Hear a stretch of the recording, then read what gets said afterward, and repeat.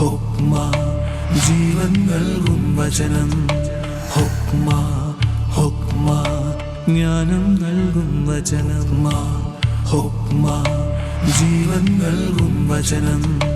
ഹുക്മ ഹുക്മ ജ്ഞാനം നൽകും വചനം. ഈശോ മിശിഹായ്ക്ക് സ്തുതിയായിരിക്കട്ടെ. ഇസ്രായേൽ ജനത്തിൻ്റെ ഈജിപ്തിൽ നിന്നിൻ്റെ അടിമത്തത്തിൽ നിന്നുള്ള യാത്ര ആരംഭിച്ചിരിക്കുകയാണ്. ആ യാത്രയോടൊപ്പം നമുക്കും വാഗ്ദാന ദേശത്തേക്ക് പ്രവേശിക്കാം. ഇത് വലിയൊരു നീണ്ട യാത്രയാണ്. 40 വർഷത്തെ അവരുടെ ജീവിതയാത്ര, മരുഭൂമിയുടെ അനുഭവത്തിലൂടെയുള്ള യാത്ര. യാത്രകളിൽ പ്രശ്നങ്ങളുണ്ട്, പ്രതിസന്ധികളുണ്ട്, കോലാഹലങ്ങളുണ്ട്, എല്ലാം ഉണ്ട്. അവിടെയൊക്കെയും ദൈവം ആരാണ് എന്നും ദൈവത്തിൻ്റെ ശക്തി എന്താണെന്നും ഇസ്രായേൽ ജനം മനസ്സിലാക്കുന്ന അനുഭവങ്ങളിലൂടെയാണ് നമ്മൾ കടന്നു പോവുക. നമുക്കും ഇതുപോലെ ദൈവരാജ്യത്തിലേക്കുള്ള യാത്രയിൽ കർത്താവ് യേശു മിശിഹായുടെ ശക്തി മനസ്സിലാക്കുന്നത് പരിശുദ്ധ കുർബാനയിലൂടെയാണ്. അതുകൊണ്ടാണല്ലോ ഈ വിശുദ്ധ കുർബാനയെ പാഥേയം എന്ന് പറയുന്ന സ്വർഗത്തിലേക്കുള്ള യാത്രയിൽ പാഥേയമായിട്ട് നിൽക്കുന്നത്. നമ്മുടെ വഴിയാത്രയിൽ നമ്മളെ സഹായിക്കുന്ന, നമുക്ക് ഭക്ഷണമായിട്ട് നിൽക്കുന്ന വിശുദ്ധ കുർബാനയെ മനസ്സിൽ ധ്യാനിച്ചുകൊണ്ട് കർത്താവിൻ്റെ ജനത്തിൻ്റെ, ഇസ്രായേൽ ജനത്തിൻ്റെ യാത്രയിൽ പ്രാർത്ഥനാപൂർവം വിശുദ്ധ ഗ്രന്ഥത്തിലൂടെ യാത്ര ചെയ്തുകൊണ്ട് നമുക്ക് മനസ്സിലാക്കാം. സ്നേഹമുള്ളവരെ, ഈ കഴിഞ്ഞ എപ്പിസോഡിൽ നമ്മൾ കണ്ട മനോഹരമായ ഒരു ദർശനം ദൈവത്തിൻ്റെ ശക്തി ഈജിപ്ത് ദേശത്ത് പോലും ഉണ്ടാകുന്നു എന്നുള്ളതിനെക്കുറിച്ചാണ്. ഈ ശക്തി മനസ്സിലാക്കുന്ന ഇസ്രായേൽ ജനം തങ്ങളുടെ ജീവിതത്തെ ദൈവോന്മുഖമാക്കി തീർക്കുന്നതിൻ്റെ അനുഭവമാണ്, അല്ലെങ്കിൽ പ്രതികരണമാണ് യഥാർത്ഥത്തിൽ അവരുടെ വിശ്വാസ ജീവിതവും. ആ വിശ്വാസ ജീവിതത്തിൻ്റെ മറ്റൊരു ഭാഗമാണ് അവരുടെ ജീവിതയാത്രയും. ഈ ഒരു അനുഭവത്തെയാണ് ഇനിയുള്ള തിരുവചന ഭാഗങ്ങളിലൂടെ നമ്മൾ കാണുക. അപ്പോൾ ദൈവത്തിൻ്റെ ശക്തി എന്താണെന്ന് മനസ്സിലാക്കി ഇനി അവർ യാത്രയ്ക്ക് പുറപ്പെടുകയാണ്. ഈജിപ്തിൻ്റെ അടിമത്തത്തിൽ നിന്ന് സ്വതന്ത്രമായി വാഗ്ദാന ദേശത്തേക്ക് അവർ യാത്രയാകുന്നു. ഈ യാത്രയെക്കുറിച്ചാണ് 11 മുതലുള്ള അധ്യായങ്ങൾ സൂചിപ്പിക്കുക. യാത്രയുടെ ആരംഭം എന്നോണം പലപ്പോഴും വിശുദ്ധ ഗ്രന്ഥത്തിൽ കൊടുത്തിരിക്കുന്ന ടൈറ്റിൽ പ്രകാരമാണ് അവസാനത്തെ മഹാമാരി എന്ന് പറഞ്ഞുകൊണ്ടാണ് 11ാമത്തെ അധ്യായം രേഖപ്പെടുത്തിയിരിക്കുക. എങ്കിൽ തന്നെയും ഇത് ഒരു പെസഹാ ഭക്ഷണത്തിൻ്റെ, അല്ലെങ്കിൽ പെസഹായുടെ ആചരണത്തിൻ്റെ മുന്നോടിയായിട്ടാണ് ഇതിനെ അവതരിപ്പിച്ചിരിക്കുക. ആർക്കാണ് പെസഹ ആചരിക്കാൻ പറ്റുന്നത്? അത് ഇസ്രായേൽ ജനത്തിന് മാത്രമേ പറ്റുകയുള്ളൂ. അതുകൊണ്ട് ദൈവമായ കർത്താവ് ഈജിപ്ത് ദേശക്കാരെ ഇസ്രായേലിൽ നിന്ന്, അല്ലെങ്കിൽ ഇസ്രായേൽ ദേശക്കാരെ ഈജിപ്ത് ദേശക്കാരിൽ നിന്ന് വേർതിരിക്കുന്ന ഭാഗമാണ് 11ാം അധ്യായത്തിൽ നമ്മൾ കാണുക. എന്താണ് 11ാം അധ്യായത്തിൻ്റെ പ്രതിപാദ്യ വിഷയമായിട്ട് നിൽക്കുന്നത്? അത് ഈജിപ്തിലെ ആദ്യജാതരെ മുഴുവനും സംഹരിക്കുക. എന്നിട്ട് അതിൻ്റെ അകത്ത് കൊടുത്തിരിക്കുന്ന ഭാഗങ്ങൾ ഒന്ന് മനസ്സിലാക്കുന്നതും വായിക്കുന്നതും നല്ലതാണ്. മോശ പറഞ്ഞു, 4ാമത്തെ വാക്യം, കർത്താവ് അരുളി ചെയ്യുന്നു, ഞാൻ അർദ്ധരാത്രി ഈജിപ്തിലൂടെ കടന്നു പോകും. സിംഹാസനത്തിൽ ഇരിക്കുന്ന ഫറവോ മുതൽ തിരികല്ലിൽ ജോലി ചെയ്യുന്ന ദാസി വരെയുള്ള എല്ലാ ഈജിപ്തുകാരുടെയും ആദ്യജാതൻ മരിക്കും. കന്നുകാലികളുടെ കടിഞ്ഞൂലുകളും ചാവും. ഇതുവരെ കേട്ടിട്ടില്ലാത്തതും ഇനി കേൾക്കാനിടയില്ലാത്തതും ഒരു വലിയ നിലവിളി ഈജിപ്തിൽ നിന്നുയരും. എന്നാൽ 7ാമത്തെ വാക്യം ശ്രദ്ധിക്കുക, എന്നാൽ ഇസ്രായേൽക്കാർക്കോ അവരുടെ മൃഗങ്ങൾക്കോ എതിരെ ഒരു പട്ടി പോലും ശബ്ദിക്കുകയില്ല. ഈജിപ്തുകാർക്കും ഇസ്രായേൽക്കാർക്കും തമ്മിൽ കർത്താവ് ഭേദം കൽപ്പിക്കുന്നുവെന്ന് അന്ന് നിങ്ങൾ മനസ്സിലാക്കും. വളരെ സ്പഷ്ടമായ രീതിയിൽ പറയുകയാണ്, ഈജിപ്ത് ദേശക്കാരിൽ നിന്ന് ഇസ്രായേൽക്കാരെ ദൈവമായ കർത്താവ് വിമോചിപ്പിക്കുന്നു, അല്ലെങ്കിൽ ദൈവമായ കർത്താവ് വേർതിരിക്കുന്നു. അതാണ് പ്രധാനമായിട്ടും ഈ തിരുവചന ഭാഗങ്ങളിൽ കാണുന്നത്. ഇതാണ് തിരുവചന ഭാഗത്തിന് പ്രധാനപ്പെട്ട പ്രമേയമായിട്ട് നിൽക്കുക. ഹെബ്രായ ഭാഷയിലും ഇതേ ആശയം തന്നെയാണ് കൊടുത്തിരിക്കുന്നത്. ദൈവത്തിൻ്റെ ജനത്തെ ഈജിപ്തുകാരിൽ നിന്ന് വേർതിരിക്കുന്നു. ഇനി നമ്മൾ പെട്ടെന്ന് വിചാരിക്കുന്ന ഒരു കാര്യമാണ്, ദൈവത്തിന് കണ്ണില്ലേ? മുമ്പ് പറഞ്ഞത് ഈജിപ്തുകാരും ദൈവത്തിൻ്റെ മക്കളാണെന്ന് പറഞ്ഞു. പക്ഷെ ഇവിടെ ഈജിപ്തുകാരും മരിച്ചു വീഴുന്നു, അതിൻ്റെ ആദ്യജാതന്മാരെല്ലാം സംഹരിക്കപ്പെടുന്നു.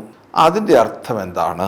ഇവിടെ കാണുന്നത് ദൈവം ഈജിപ്തുകാരെ നശിപ്പിക്കുന്നു എന്നതിലുപരിയായി മറ്റൊരു പ്രധാനപ്പെട്ട പ്രമേയം അവതരിപ്പിക്കുകയാണ്. അതായത് ദൈവമായ കർത്താവ് ഈജിപ്തുകാരുടെ കടിഞ്ഞൂൽ പുത്രന്മാരെ സംഹരിക്കുന്നു എന്ന് പറഞ്ഞാൽ ഈജിപ്തിൻ്റെ ശക്തിയെ ക്ഷയിപ്പിക്കുന്നു എന്നുള്ളതാണ് അർത്ഥം. കാരണം പാരമ്പര്യപരമായിട്ട് നമ്മൾ കാണുകയാണെങ്കിൽ ഈജിപ്തുകാർ, ഒരു കടിഞ്ഞൂൽ പുത്രനാണ് അപ്പൻ്റെ യഥാർത്ഥ ശക്തി കിട്ടുന്നത്. അപ്പൻ്റെ എല്ലാ ഗുണങ്ങളും, എല്ലാ ശക്തിയും, എല്ലാ മാർഗങ്ങളും ഒക്കെ കിട്ടുന്നത് കടിഞ്ഞൂൽ പുത്രന്മാർക്കാണ്.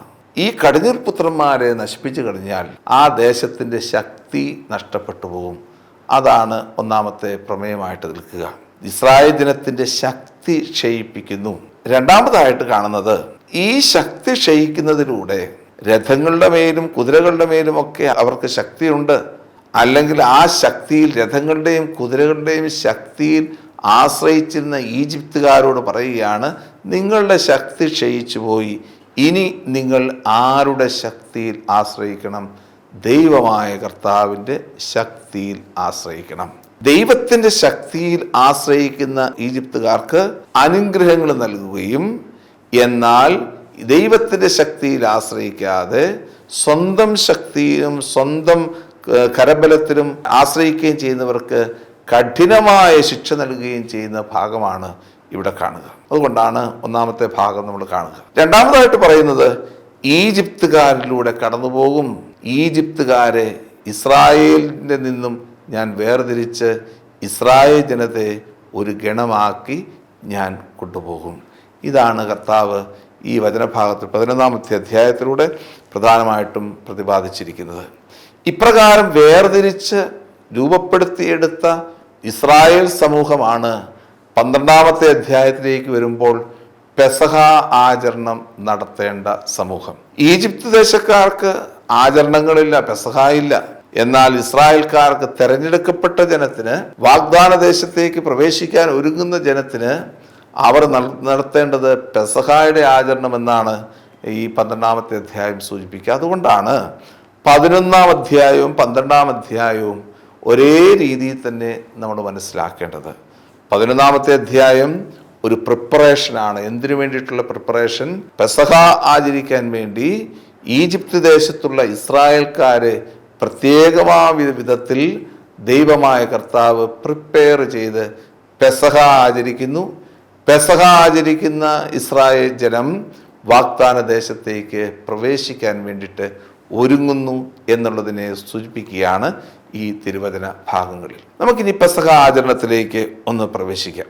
12-ാം അധ്യായം 1 മുതൽ 42 വരെയുള്ള തിരുവചന ഭാഗങ്ങളാണ് ആദ്യമായി പെസഹ എന്ന് പറയുന്ന ആചരണത്തെ വിശുദ്ധ ഗ്രന്ഥത്തിലൂടെ നമ്മുടെ മുമ്പിൽ അവതരിപ്പിച്ചിരിക്കുക. എന്താണ് പെസഹ? ഹെബ്രായ ഭാഷയിൽ പേസാഹ് എന്ന് പറയും. അതിൻ്റെ അർത്ഥം കടന്നു പോവുക എന്നുള്ള അർത്ഥമാണ്, നമുക്കെല്ലാവർക്കും അറിയാം. എന്നാൽ ഇസ്രായേൽ ജനത്തിൻ്റെ പ്രധാനപ്പെട്ട തിരുനാളുകളിൽ ഏറ്റവും പ്രധാനപ്പെട്ട തിരുനാളായിട്ട് പറയുന്നത് 3 തിരുനാളുകളാണ്. ഒന്നാമത്തെ തിരുനാൾ പെസഹ തിരുനാൾ, രണ്ടാമത്തെ തിരുനാൾ സുക്കോത്ത് കൂടാര തിരുനാൾ, മൂന്നാമത്തെ തിരുനാൾ ഷെവോത്ത് വിളവെടുപ്പിൻ്റെ തിരുനാൾ അല്ലെങ്കിൽ ആഴ്ചകളുടെ തിരുനാൾ.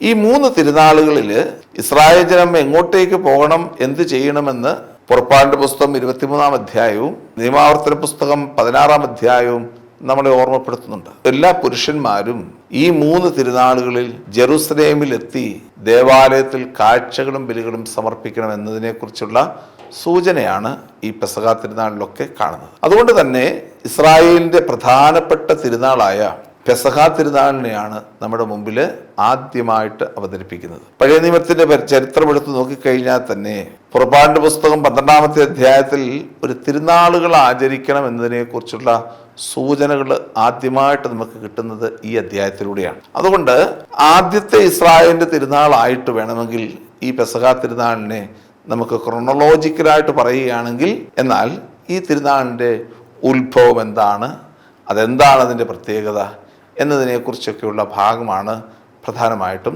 നമ്മളിവിടെ നോക്കുന്നത്. ഇസ്രായേൽ ജനം ആരായിരുന്നുവെന്ന് ഉൽപ്പത്തി പുസ്തകം 47-ാമത്തെ അധ്യായത്തിൽ രേഖപ്പെടുത്തിയിട്ടുണ്ട്. പ്രത്യേകിച്ച് ഇവര് ഫറവോയുടെ മുമ്പിൽ ജോസഫ് സമർപ്പിക്കുന്ന അവസരത്തിൽ പറയുന്ന ഇപ്രകാരമാണ്: എൻ്റെ അപ്പനും എൻ്റെ സഹോദരന്മാരും ഒക്കെ വന്നിട്ടുണ്ട്, ഇവരാട്ടിടയന്മാരാണ്, ഇവർക്ക് കുറച്ച് താമസിക്കാൻ വേണ്ടി കുറച്ച് കാലം മാത്രമേ ഉള്ളൂ, അതുകൊണ്ടാണ് അവരെ ഗേർ അല്ലെങ്കിൽ സൊജേണേഴ്സ് എന്ന് പറയുന്നത്. അവര് യാത്ര ചെയ്യാനുള്ളവരാണ്, അധികകാലം താമസിക്കാനുള്ളവരല്ല. അങ്ങനെയുള്ള ഒരു സമൂഹമാണ് ഇസ്രായേലിന്റെ സമൂഹം. ഇങ്ങനെ ഇസ്രായേൽ ജനം ഒരു സ്ഥലത്ത് വർഷങ്ങളോളം താമസിച്ചതിന് ശേഷം അതിനുശേഷം അവർ അടുത്ത സ്ഥലത്തേക്ക് പോകുന്നതിന് മുമ്പായി അവര് തീറ്റിപ്പോറ്റുന്ന ഒരു ആട്ടിൻകുട്ടിയെ എടുത്ത് ദൈവത്തിന് സമാധാന ബലിയായി അല്ലെങ്കിൽ അനുഗ്രഹത്തിന്റെ ബലിയായിട്ട് സമർപ്പിക്കുന്നതാണ് ഒന്നാമത്തെ കാര്യം. ഇങ്ങനെയുള്ള ഒരു സമർപ്പണത്തിന്റെ പശ്ചാത്തലത്തിൽ നിന്നാണ് യഥാർത്ഥത്തിൽ പെസഹ തിരുനാള് കടന്നു വരിക. ഇനി ആ ഒരു സന്ദർഭം 12-ാമത്തെ അധ്യായവുമായിട്ടൊന്ന് ചേർത്ത് വെച്ചൊന്ന് നമുക്ക് നോക്കിയാലോ. 430 വർഷത്തോളം ഈജിപ്തിൽ വസിച്ചിരുന്ന ഇസ്രായേൽ ജനം, അവര് 430-ാമത്തെ വർഷം അവിടെ നിന്ന് പോകുന്ന സമയത്ത് അവർ ദൈവത്തിന് കൊടുക്കുന്ന, അല്ലെങ്കിൽ ഓരോ കുടുംബവും ദൈവത്തിന് കൊടുക്കുന്ന ഒരു വിശിഷ്ടമായിട്ടുള്ള സമ്മാനമായിട്ടാണ് ഈ ഒരു ബലിയർപ്പണത്തെ, ആട്ടിൻകുട്ടിയുടെ ബലിയർപ്പണത്തെ നമ്മൾ കാണുന്നത്. അത് വളരെ കൃത്യമായ രീതിയിൽ 12-ാമത്തെ അധ്യായം ഇവിടെ രേഖപ്പെടുത്തുന്നുണ്ട്. 12-ാമത്തെ അധ്യായത്തിന്റെ 3-ാമത്തെ വാക്യം നോക്കിക്കഴിയുമ്പോൾ ഇപ്രകാരമാണ് കാണുന്നത്. ഇസ്രായേൽ സമൂഹത്തോട് മുഴുവൻ പറയും, ഈ മാസം 10-ാം ദിവസം ഓരോ കുടുംബത്തലവനും ഓരോ ആട്ടിൻകുട്ടിയെ കരുതി വെക്കണം, ഒരു വീടിന് ഒരാട്ടിൻകുട്ടി മാത്രം എന്ന് പറഞ്ഞു കൊടുക്കുക. അപ്പോൾ ഓരോ കുടുംബത്തലവനും തങ്ങളുടെ കുടുംബത്തിന് വേണ്ടി കരുതി വെക്കുന്നത് ഒരാട്ടിൻകുട്ടിയായിരിക്കണം. ഇനി അടുത്ത ഭാഗം നോക്കിക്കഴിഞ്ഞാൽ കാണുന്നത് 5-ാമത്തെ വാക്യം, കോലാടുകളിൽ നിന്നോ ചെമ്മരിയാടുകളിൽ നിന്നോ ആട്ടിൻകുട്ടിയെ തെരഞ്ഞെടുത്തു കൊള്ളുക, എന്നാൽ അതൊരു വയസ്സുള്ള അതും ഊനമറ്റതുമായ മുട്ടാട് ആയിരിക്കണം. എന്നിട്ട് അതിനെ സംരക്ഷിക്കണം, 14-ാം ദിവസം വരെ സൂക്ഷിക്കണം. അതിനുശേഷം ഇസ്രായേൽ സമൂഹം മുഴുവൻ തങ്ങളുടെ ആട്ടിൻകുട്ടികളെ അന്ന് സന്ധ്യയ്ക്ക് കൊല്ലണം. നീസാൻ മാസം 14-ാം തീയതിയാണ് യഥാർത്ഥത്തിൽ ഈ സംഭവം നടക്കുന്നത്, പ്രത്യേകിച്ച് നമ്മുടെ ഈ പെസഹ തിരുനാൾ നടക്കുക. അതിനുശേഷം പറയുന്ന ഭാഗം 11-ാമത്തെ വാക്യത്തില് വളരെ ശ്രദ്ധേയമായിട്ടുണ്ട്. ഇപ്രകാരമാണ് ഇത് ഭക്ഷിക്കേണ്ടത്: അരമുറുക്കി ചെരുപ്പുകൾ അണിഞ്ഞ് വടി കയ്യിലേന്തി തിടുക്കത്തിൽ ഭക്ഷിക്കണം, കാരണം അത് കർത്താവിന്റെ പെസഹായാണ്. അപ്പൊ നോക്കിക്കേ, ഇതിനകത്ത് വ്യത്യാസം നോക്കിക്കേ. 1-ാമത്തെ കാര്യം പറയുന്നത് ഓരോ കുടുംബത്തിനും ഒരു ആട്ടിൻകുട്ടിയെ വേണം, ഒരു വയസ്സുള്ള ചെമ്മരിയാടായിരിക്കണം. അതിനെ ഭക്ഷിക്കേണ്ട രീതി കൊടുത്തതിന് ശേഷം ഓരോ കുടുംബത്തലവനും എങ്ങനെയൊക്കെ ചെയ്യണമെന്ന് പറഞ്ഞതിന് ശേഷം പറയുകയാണ്, ഇങ്ങനെ ഭക്ഷിക്കുമ്പോൾ ഇത് കർത്താവിൻ്റെ പെസഹായായിട്ട് മാറുകയാണ് എന്ന് പറഞ്ഞു കഴിഞ്ഞാൽ കർത്താവാണ് കടന്നു പോകുന്നത്. ദൈവത്തിന് ബലി അർപ്പിച്ചു കഴിയുമ്പോൾ ദൈവമാണ് ഇസ്രായേൽ ജനതയെ മുന്നോട്ട് കൊണ്ടുപോകുന്നത്. അപ്പൊ കർത്താവ് കടന്നു പോകുന്നതിന്റെ അനുഭവമാണ് എന്നാണ് 2-ാമതായിട്ട് പറയുന്നത്. ഇനി 12-ാമത്തെ വാക്യത്തിലും ഇതുപോലെ തന്നെ പറയുന്നത് കർത്താവിന്റെ പെസഹായാണ്. ആ രാത്രി ഞാൻ ഈജിപ്തിലൂടെ കടന്നു പോകും, ഈജിപ്തിലെ മനുഷ്യരുടെയും മൃഗങ്ങളുടെയും ആദിജാതരെ എല്ലാം ഞാൻ സംഹരിക്കും, ഈജിപ്തിലെ ദേവന്മാർക്കെല്ലാം എതിരായി ഞാൻ ശിക്ഷാവിധി നടത്തും, ഞാനാണ് കർത്താവ്. നോക്കിക്കേ, അപ്പൊ പെസഹ എന്ന് പറയുന്നത് ഇസ്രായേലിന്റെ ജീവിതത്തിൽ ദൈവം കർത്താവാണ് എന്നതിൻ്റെ ഒരു പ്രത്യേക അനുസ്മരണമാണ്. യഹോവയാകുന്ന ദൈവം, കർത്താവാകുന്ന ദൈവം യഥാർത്ഥത്തിൽ ദൈവമാണ്. അതുകൊണ്ടാണ് പറഞ്ഞ ഞാൻ പാസ് ചെയ്യും, ഞാൻ കടന്നു പോകും. അവാർ എന്നുള്ള വാക്കാണ് ഉപയോഗിച്ചിരിക്കുന്നത്. അതുകൊണ്ടാണ് അവാർ, ഞാൻ പാസ് ചെയ്തു പോകും, ഞാൻ കടന്നു പോകും. അതിനുശേഷം ഞാൻ ഈജിപ്തിലെ ആദിജാതരെയൊക്കെ സംഹരിക്കും, ഈജിപ്ത് ദേശത്തെ ഇസ്രായേലിൽ നിന്ന് ഞാൻ വേർതിരിച്ചു മാറ്റും, അതുവഴിയായി ഈ ജനതയെ വാഗ്ദാന നാശത്തിലേക്ക് കൊണ്ടുപോകും, കർത്താവ് ഞാനാണ്. ഈ ഒരു വലിയ തിരിച്ചറിവാണ് യഥാർത്ഥത്തിൽ പെസഹ ആചരണത്തിലൂടെ കാണുക. അതുകൊണ്ട് പെസഹ ആചരണത്തിന്റെ 12-ാമത്തെ അധ്യായത്തിൽ കൊടുത്തിരിക്കുന്ന വചനഭാഗത്തിന്റെ അർത്ഥം ഇതാണ്: ഒരുവൻ പെസഹ ആചരിക്കുമ്പോൾ പ്രത്യേകമായിട്ട് അവൻ അനുസ്മരിക്കുന്നത് കർത്താവാണ് കടന്നു പോകുന്നത്, അല്ലാതെ ഇസ്രായേൽ ജനത്തിന്റെ മേന്മ കൊണ്ടോ ശക്തി കൊണ്ടോ അല്ല അവൻ കടന്നു പോകുന്നത്. ദൈവമാണ് അവനിലൂടെ യാത്ര ചെയ്യുന്നത്. ഈ ഒരു ആശയത്തെ നമ്മൾ ഓർമ്മിപ്പിക്കുകയാണ്. ഇതിന്റെ ഉത്ഭവത്തെക്കുറിച്ച് ഞാൻ പറഞ്ഞു. ഇതെപ്പോഴും നമ്മൾ കാണുന്നത് ഇസ്രായേൽ ജനത്തിന്റെ അല്ലെങ്കിൽ ആട്ടിടയന്മാരായിട്ടുള്ളവര് അവരുടെ യാത്രയുടെ ആരംഭത്തിലാണ് പ്രധാനമായിട്ടും ഈ പെസഹ ആചരണം നടത്തുക. അതായത് ഒരു യാത്രയ്ക്ക് മുന്നോടിയായിട്ട് ആ യാത്രയിൽ ആരാണ് പോകുന്നതെന്ന് ഞാൻ പറഞ്ഞു കഴിഞ്ഞു. ദൈവമാണ് അവരുടെ കൂടെ യാത്ര ചെയ്യുന്നത്. എങ്ങനെയാണ് ദൈവം യാത്ര ചെയ്യുന്നത്? തന്റെ ശത്രുക്കളെയൊക്കെ സംഹരിച്ച്, ഇസ്രായേൽ ജനത്തിന്റെ ശത്രുക്കളെ സംഹരിച്ച്, ഇസ്രായേൽ ജനതയെ ആ ശത്രുക്കളിൽ നിന്നൊക്കെ വിടുവിച്ച് ദൈവമായ കർത്താവ് അവരെ സംരക്ഷിച്ച് അവരെ കൂടെ കൊണ്ടുപോയി നടക്കുന്ന ദൈവമാണ്. ഈ ഒരു വലിയ ആചരണമാണ് പെസഹ. ഇതേ ആചരണത്തിന്റെ അടുത്ത ഒരു ഭാഗമാണ് സംഖ്യയുടെ പുസ്തകം 9-ാമത്തെ അധ്യായത്തിൽ കാണുക. 9-ാമത്തെ അധ്യായത്തിന്റെ ആരംഭത്തിൽ തന്നെ ഇതേ ആശയം നമ്മൾ കാണുന്നു. ഇസ്രായേൽ ജനം സീനായ് മരുഭൂമിയുടെ അടിവാരത്തിൽ താമസിക്കുന്നു. എത്ര നാളുകൾ താമസിച്ചിരുന്നു എന്നൊക്കെ പറയുന്നു. 11 മാസം അവരവിടെ താമസിക്കുന്നു. താമസിച്ചതിന് ശേഷം ദൈവമായ കർത്താവ്, അല്ലെങ്കിൽ താമസിക്കുന്ന സമയത്ത് ദൈവമായ കർത്താവ് ഇസ്രായേൽക്കാർക്ക് അനുഗ്രഹങ്ങൾ കൊടുക്കുന്നു. നമുക്കറിയാം, വിശുദ്ധ ഗ്രന്ഥത്തിലൂടെ പോകുമ്പോൾ പുറപ്പാടിന്റെ പുസ്തകം 19-ാമത്തെ അധ്യായം 1-ാം വാക്യം നമ്മളെ ഓർമ്മിപ്പിക്കുന്ന ഇപ്രകാരമാണ്. 19:1 ഇപ്രകാരമാണ് പറയുന്നത്: ഇസ്രായേൽ ജനം സീനായ് മരുഭൂമിയിലെത്തി. ഇസ്രായേൽ ജനം സീനായ് മരുഭൂമിയിലെത്തി. സീനായ് മരുഭൂമിയിലെത്തി ഇസ്രായേൽ ജനം അവിടെ താമസിക്കുകയും അവിടെ വെച്ച് കർത്താവ് കൽപ്പനകൾ കൊടുക്കുകയും ആ കൽപ്പനകൾക്കനുസരിച്ച് അവർ പ്രവർത്തിക്കുകയും അതിനനുസരിച്ച് സാക്ഷ്യകൂടാരവും വാഗ്ദാന പേടകവും അഹറോന്റെ പൗരോഹിത്യവും ഒക്കെ സ്ഥാപിച്ചതിന് ശേഷം ഇസ്രായേൽ ജനം മെല്ലെ മുന്നോട്ട് പോവുകയാണ്. പിന്നീട് കാണുന്നത് ലേവ്യരുടെ പുസ്തകമാണ്. ലേവ്യരുടെ പുസ്തകത്തിൽ ഓരോ നിയമ സംഹിതകളും അവതരിപ്പിച്ചതിന് ശേഷം ഇതാ സംഖ്യയുടെ പുസ്തകം 9-ാമത്തെ അധ്യായത്തിലേക്ക് വരുമ്പോൾ അവിടെ നിന്ന് ഇസ്രായേൽ ജനം യാത്ര തിരിക്കുകയാണ്. സീനായ് മലയിൽ നിന്ന് യാത്ര തിരിക്കുന്നതിന് തൊട്ടു മുമ്പ് ഇവർ അനുഭവിച്ച, അല്ലെങ്കിൽ ഇത്രയും നാളും അവരെ ദൈവം വഴി നടത്തിയ ആ അനുഭവത്തെ ഓർത്ത് നന്ദി പറഞ്ഞുകൊണ്ട് അവരർപ്പിക്കുന്ന പ്രാർത്ഥനയാണ് പെസഹ തിരുനാളിലൂടെ നമ്മൾ കാണുക. അതാണ് ആ തിരുനാളിൻ്റെ അവിടുത്തെ പ്രത്യേകത. അതായത് സീനായ് മലയിൽ നിന്ന് ഇനി വാഗ്ദാന ദേശത്തേക്കുള്ളവരുടെ യാത്രയിൽ അവർക്ക് താങ്ങും തണലുമായിട്ട് നിൽക്കാൻ, അവരുടെ ദൈവത്തിന് നന്ദി പറഞ്ഞുകൊണ്ട് പ്രാർത്ഥിക്കാൻ ഇസ്രായേൽ ജനം ഒരുക്കിയ ഒരനുഭവമാണ് സംഖ്യയുടെ പുസ്തകത്തിന്റെ 9-ാമത്തെ അധ്യായത്തിലെ പെസഹ ആചരണം. ജോഷുവയുടെ പുസ്തകം 5-ാം അധ്യായം 10 മുതൽ 12 വരെയുള്ള വാക്യങ്ങളിലും ഇസ്രായേൽ ജനം ഒരു പെസഹ ആചരിച്ചിരുന്നു എന്നതിനെ കുറിച്ച് സൂചിപ്പിക്കുകയാണ്. കാരണം ഇസ്രായേൽ ജനം ഈജിപ്തിന്റെ അടിമത്തത്തിൽ നിന്ന് പോയി സീനായ് മലയിൽ താമസിച്ചു. അവിടെ നിന്ന് യാത്രയായി നേരെ മുമ്പിലേക്ക് കാദേശ് ബർണയിലെത്തി. അവിടെ കുറച്ചു നാൾ താമസിച്ചതിന് ശേഷം ഏദോമിലൂടെ മൊവാബ് ദേശത്തേക്ക് പോയി. ജോർദാൻ നദിയുടെ ഇങ്ങേ കരയിൽ അവർ തമ്പടിച്ചു. അതിനുശേഷം ജോഷുവയുടെ നേതൃത്വത്തിൽ ജോർദാൻ നദി കടന്ന് ഗിൽഗാൽ എന്ന് പറയുന്ന പ്രദേശത്ത് എത്തി.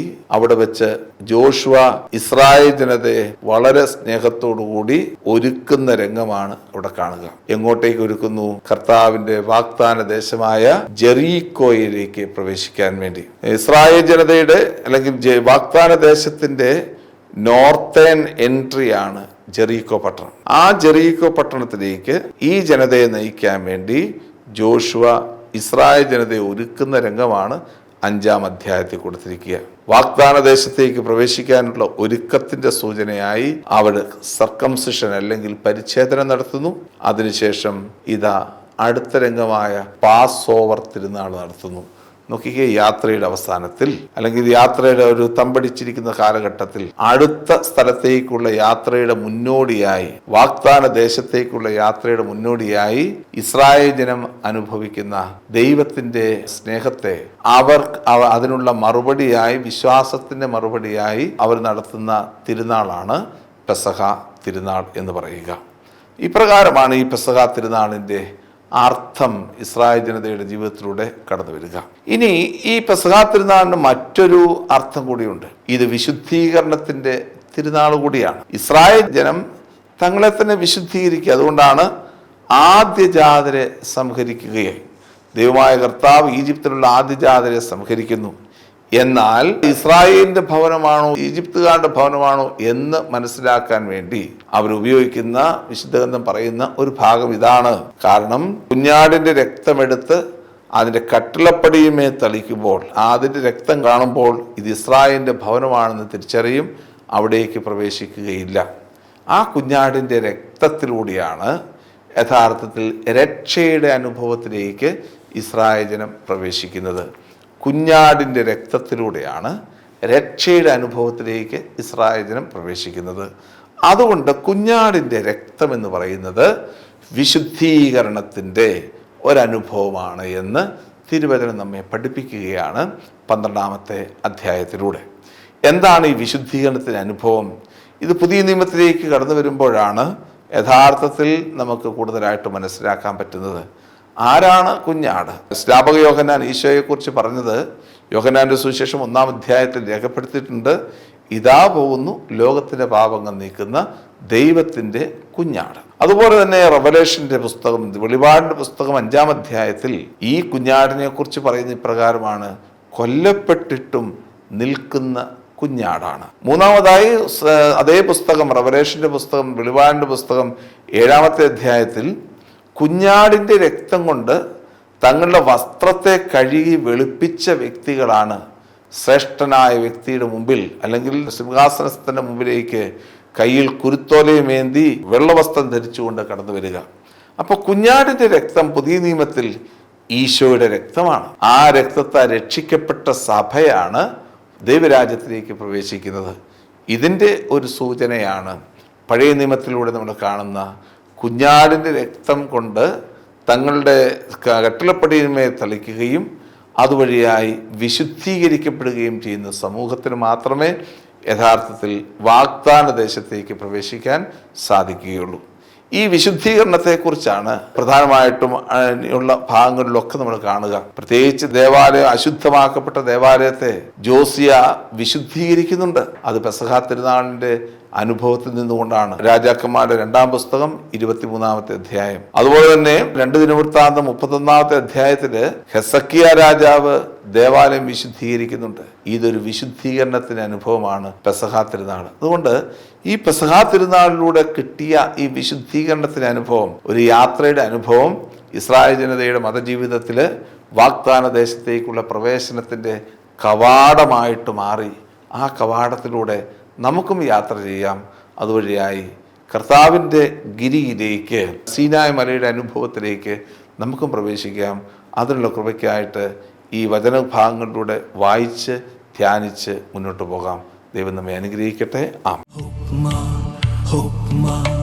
ജീവൻ നൽകും വചനം. ജ്ഞാനം നൽകും വചനം.